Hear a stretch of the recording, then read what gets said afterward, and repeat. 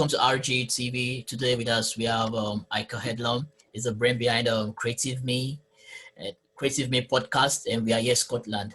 So Ika, just tell us a brief about yourself. My name's Headlum. I'm a social worker, podcast host of Create Me Podcast. Also kind of like have another platform called We Are Here, where I just kind of speak about issues around being Black in the UK and also trying to champion Black and minority artists and creatives across Scotland. Also a small business owner as well.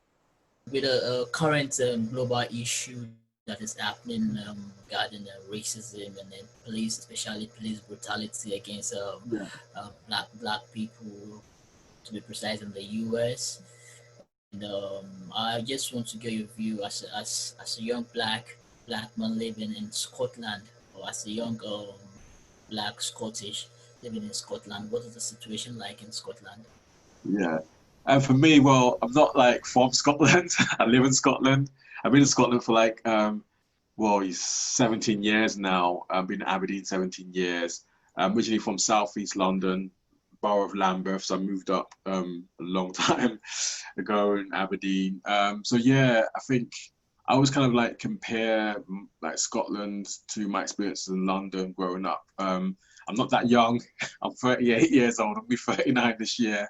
So basically my experience growing up in the kind of 90s in London was very kind of direct, in your face kind of racism. I've kind of mentioned it before to friends and put it on social media as well about, you know, my kind of experience of being stopped and searched like in the UK or growing up in London was like, you know, at 13 years old, in my school uniform with my friend as well, who's Black Caribbean background like myself, and just the kind of like literally this kind of complete verbal racist abuse that we got from the police then. So I think like, you know, as you get older, you kind of learn to kind of maneuver in the world in a kind of different way. And like my experiences in like Scotland, it's been like similar, a lot of kind of ignorant kind of stuff. I think people just assume that you know, I'm from a certain place.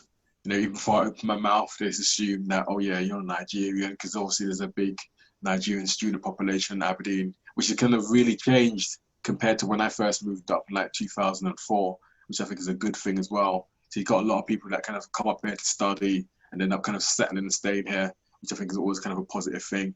But yeah, I just kind of had that experience of like, yeah, it's just kind of been a mixed bag, like in the northeast of Scotland. It's almost kind of like there's that kind of thing, there's that genuine thing of this people that don't know how to kind of like, you know, because I think when we're so far northeast in the UK that people kind of feel like racism doesn't touch here.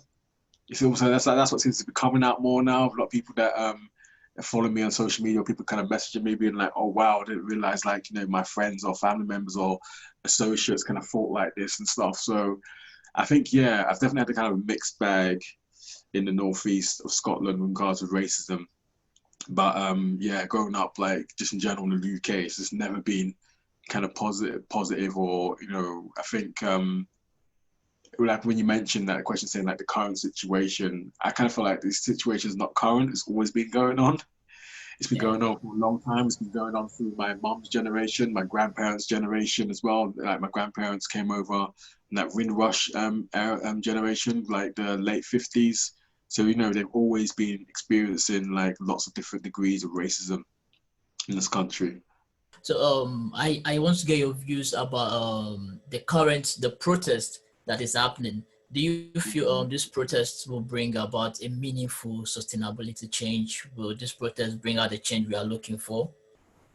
Do you know what? I think like I'm in two minds about this because I think people have always kind of been protesting.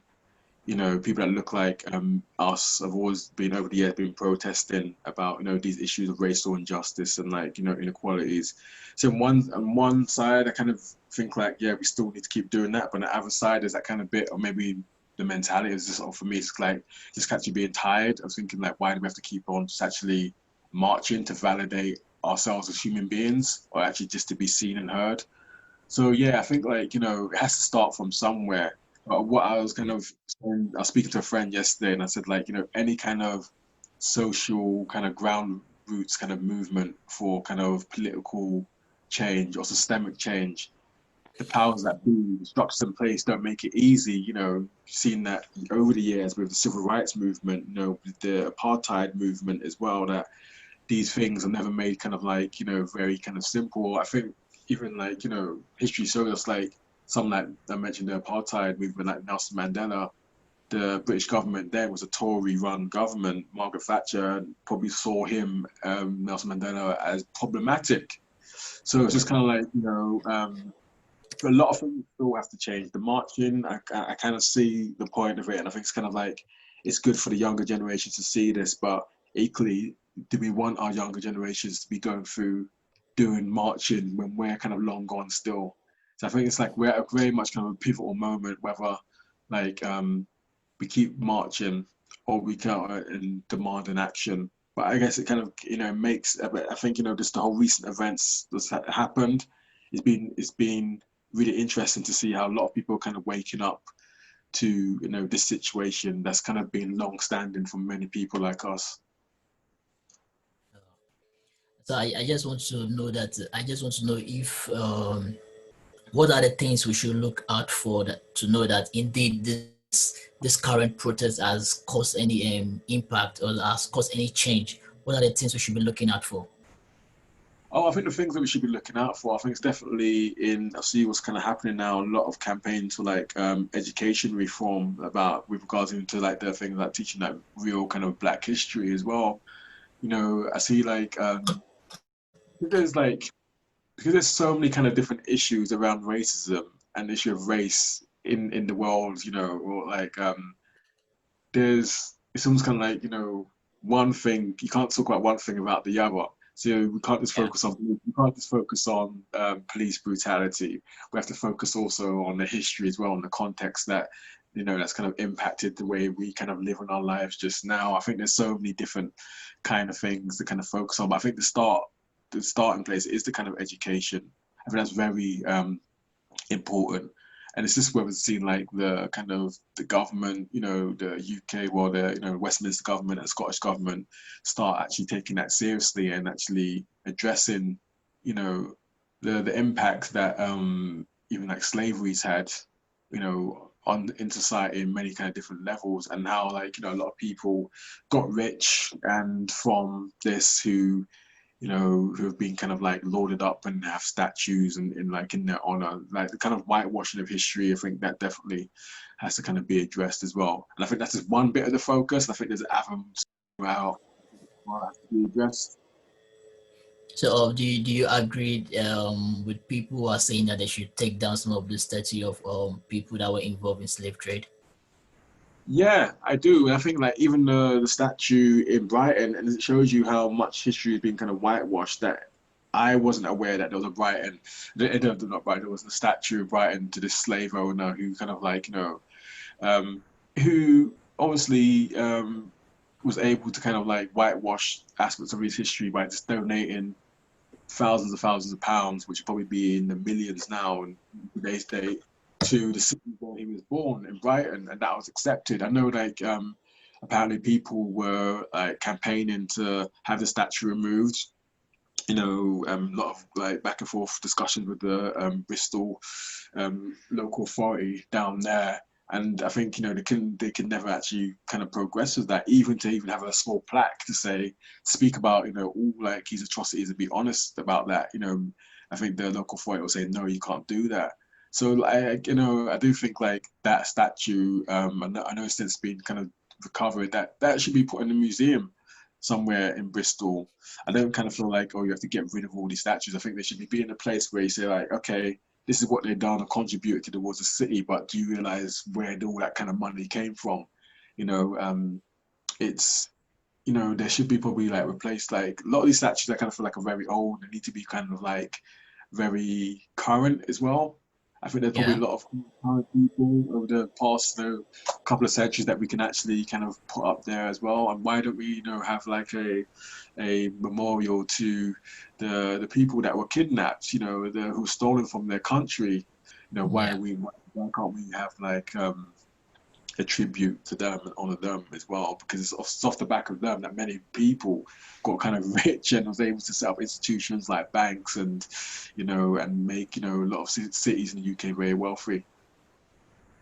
Quite interesting. Like you stated earlier on that there've been several kind of protests in the past. I think this Black Lives Matters protest started somewhere 2012, 14. It happened. 2016, it happened. What Yeah. what can we do to sustain this momentum that is currently happening so that it won't just trend away like other form of protest? I think as well, like one of my friends speaking to her, like she's based in like Edinburgh, and she kind of said this kind of comment, and people might get offended by this, but I think she said like, she's been protesting, and she knows people that are like in her family have been protesting on these issues for years. Now it's time that other non-black people take over. I think that's kind of really kind of like some people might be like offended by that, but I get what she's saying because like we've been doing that for so long, and we're actually kind of just tired. And it's almost like it's a lot of people who are kind of like waking up to this, kind of like almost like it's a big revelation. It's like, Yeah, well, now you can take over. Now you can have those discussions with your like. There's places like these kind of organizations and these companies, or with your family members and friends. You can actually be real allies now, and not kind of just do this for like the social media presence or like you've done a tick box exercise. Because like this kind of like if people watching this and they really want to make some kind of difference, what's going on in the world. Like this isn't going to be an easy path that you're going to be getting involved in. yeah, It's going to be very challenging. You're going to be very surprised by some even the closest people around you and their thoughts and opinions that might not match up with yours. So I kind of yeah, think like people that commit to this, you're actually kind of challenging racial injustice. You have to kind of follow it all the way through. It's not like a part-time job. Because me, as a black man, this is my lived experience. I can't like tap in and tap out of, racism when I can. okay. So what would you say is the equitable way forward for us, for we blacks, for the minority? What would you say, or what would you suggest is the way forward that we feel that okay, this is what the government should do for us, this is what the people should do for us?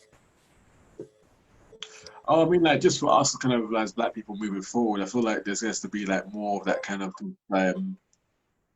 more of those kind of positive even connections. I mean, like I'm from an Afro-Caribbean background, and I think it's like even for like my Nigerian brothers and sisters as well. Like I always had that. I was kind of lucky in my upbringing that I always knew like where like okay, some of my ancestors like immediate were from Jamaica, but then we don't know our true history of actually where our ancestors came from, but we know they're from the continent of Africa. So I think that's I Yeah, think they're being more positive this kind of connection discussions and not saying, those people they're from there, we don't really speak to them and stuff. Because that's like a more united front kind of makes people realize to take us a bit more seriously, I think. yeah, I think as well, like I always kind of say this like trying to support each other as well, business wise. Like for me now moving forward, I think like any kind of things I'm thinking like projects like We Are Here, I'm looking to get like, black photographers, black videographers and stuff.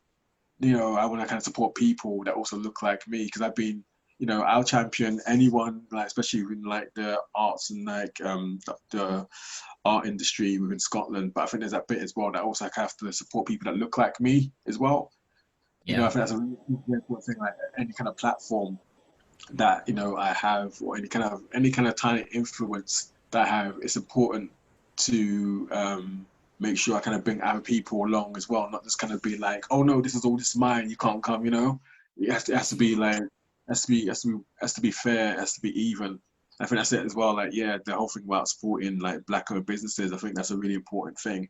I don't think it's about kind of saying, oh well, there's people from there, we don't mess with talk with them, something like, oh, I see that person doing really good things. Yeah, now I should big them up. I should promote them. yeah, They look like me, and that's good for the younger generations as well to see. Like, oh, that's possible. I can have my own business and stuff. Like, I think it's like even that kind of mentoring bits as well. I think that's very kind of important as well. Like any opportunity that we as black people can give, offer any advice or kind of mentorship, to other black people or like the younger generation. I think that's very important as well. As a black man living in Scotland, people, a lot of people like myself, are looking up to you, are looking up to people like you that directly and indirectly make an impact to our personal development and our personal growth and Yeah. but basically you don't focus just on black people, you focus on everybody. Yeah. So what would you say to give us that kind of encouragement to keep being strong, to keep holding on, not to just divert into any things that will bring bad image to the black community? I think is yeah. I think my thing I've said to people like it's another thing as well. Like people might sound like say it sounds controversial, but for a lot of these kind of like companies and organizations now, who and I guess like I'm thinking to people, if you've got any kind of like social influence in terms of like online social media presence, or you're a blogger, you do Yeah, YouTube, or you're a podcaster and stuff, just kind of be mindful about who you're kind of like doing business with, because a lot of organizations will see us as black people as a commodity, you know, and it's kind of like you have to if you're going to kind of do any kind of promotion for a company, make sure yeah, that it's working in your favor and you're not getting exploited. Because like just because like they say slavery's ended, there are all different types of forms of slavery, the ones that are kind of like not so kind of obvious. So I think like my kind of thing is that if somebody's coming saying like, oh look, here's like a load of money and stuff, and would you want to do this or do that, just make sure that it's kind of right, for you as an individual, but also make sure that you can actually bring other people along that look like you and involve them like in your kind of projects. And I always kind of say as well, for me, I think like to kind of clear and positive mind, just kind of take up stuff like meditation. I do a lot of that as well to keep my mind kind of clear, man. I started doing that. A friend introduced me to that a couple of years ago, and I think like for me to do that, that's how I can actually kind of be a bit more like centered a bit as well, and not yeah, get caught up in little kind of microaggressions or dramas on like social media. But I think yeah, people like especially now, you like if you're gonna get contacted by a lot of organizations and companies, like just be wary about who you're kind of dealing with and making sure that's working for you. Because this is it, like it's almost like black culture is almost kind of like is always kind of seen as something that people want to kind of attain to, like music level, films, entertainment, and stuff like yeah, that. Now I think like a lot of people who are like activists and stuff as well, and a lot of people I know just across Scotland, a lot of black people, a lot of different like minority groups, just kind of just chatting privately, DMs and stuff, and they're kind of saying they are getting loads of kind of messages from this people, that people, radio interviews and stuff like that. But it's not like people are kind of saying, well, look, these are still human beings, man. Give them a bit of breathing space as well. I don't assume that, and I also say to other people as well, don't just do things like for free all the time. Make yeah. sure that there's like your time and effort is going to be monetized as well. I think that's very important. I think sometimes it's good to actually, offer your advice and help when you can, but then also when it comes to that, these organizations or companies that that they can afford, they're paying other people that don't look like you, but they want to kind of use all your resource and information for free. I say no. And if they kind of like want to get funny and stuff, or be like, oh, can you do this for that, and do for a lesser fee and stuff, then I just kind of say, just walk away from that. Don't be afraid to walk away. I've heard a lot of people, a few people are saying that, oh, it's none of my business. I've not had any racist activities. I'm not a racist. I'm not this, so I'll stay away from it. What do you have to say to people like that? White, black, Oh, people that don't want to kind of like touch on the issue. yeah, I think as well, like this, like I always kind of say, like there's a comedian called Paul Mooney used to write for the Chappelle Show. If everyone knows who Dave Chappelle is, really one of the best comedians in the world. And he used to write for Richard Pryor as well, who's a comedian, both American comedians. And Paul Mooney kind of said one of these kind of things, one of his stand-up specials, like there's that kind of like pretense of the illusion of inclusion. And I think a lot of people kind of feel like, well, if I just don't say anything, maybe these kind of like, maybe no one will bother me and stuff. And I think there's a bit of that fear as well. I think a lot through like my non-black friends, I think a lot of them have, when everything was kind of kicking off, even more so a few weeks ago, there's that kind of fear about, do I speak out and I get it wrong, especially in this kind of council culture we're in just now. They kind of Yeah. feel like there's a real genuine fear of like, oh man, if I even say something and it's kind of like I get my foot wrong, then everyone's gonna kind of just get onto me and call me this and call me that. And I think as well, like, nobody's perfect. We all make mistakes and stuff, but I think also equally we live in a world where we know all this information is out there for us. And we know like, that things are not fair, things are not just. So I think when people just kind of be like, oh, I don't want to speak on this, or they want to kind of like that hot potato, they don't want to handle it. I think it's like, yeah, I think for those people, I think it's like a really big fear. I know I've seen some black people, just by association online, kind of speaking about, oh no, everything's kind of all good here. And I was thinking like, well, maybe on the surface that they're saying like, there's not a problem here, and they kind of feel like, oh no, this is like my customer base and predominantly white, and they don't want to say anything. But I think it's kind of like important that we do speak out on things. Like even for me, in my position, I know that just for a fact that I've kind of like probably missed out on some opportunities recently, just because the way I kind of speak on social media, or I kind of speak my mind. And that's the kind of thing as well. I want kind of people to know, like, don't ever kind of think about that kind of like the money thing as a be all and end all. It's good because money can buy you nice things and stuff. It can make you like look after yourself, pay your bills. But don't get kind of caught up into that kind of mind trick, or fall for that trap of like that's going to be the be all and the end all, because we can't take it with us when we're gone as well. So Yeah. yeah, probably like a long-winded kind of like answer to your question, but I think like for the people that are scared to speak up on those things, I think like for me, I know personally, it couldn't sit right with me when I get older. I know I have a daughter now; she's like 14 months old. I know when she gets older, history will kind of show, in her that she'll probably kind of ask questions like, hey, like to me and my wife, what are you guys probably doing when this kind of stuff was happening.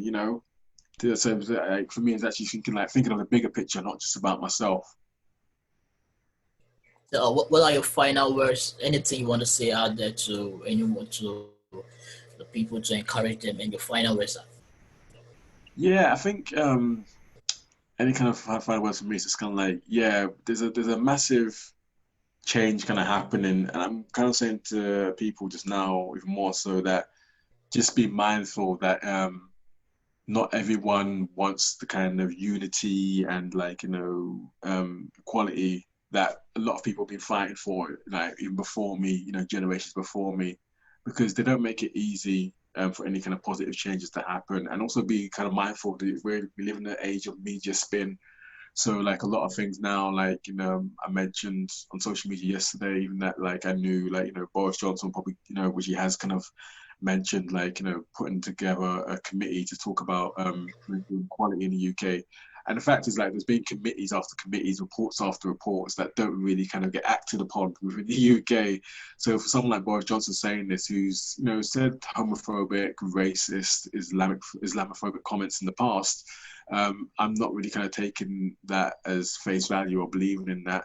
So I think for everyone, like education and like especially within like the context of history is very important to kind of look up, and actually kind of just like get that knowledge about, systems and structures, especially with regards to race and racism within the Western kind of world and how that kind of works now. We live in a very kind of, like I said, media savvy, world of spin kind of age now. And that's my kind of fear, that a lot of things will kind of get like just kind of misconstrued and twisted. Even like on the weekend, you saw a Yeah. lot of the British press talking about those racist protesters who were in central London, doing Nazi salutes, calling them counter protesters.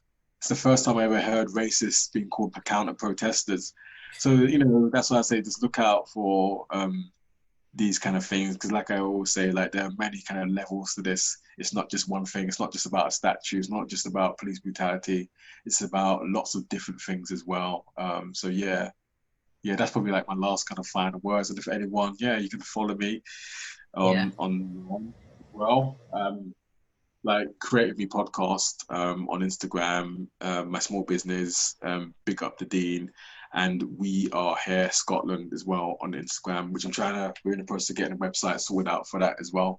So yeah, that's just about it.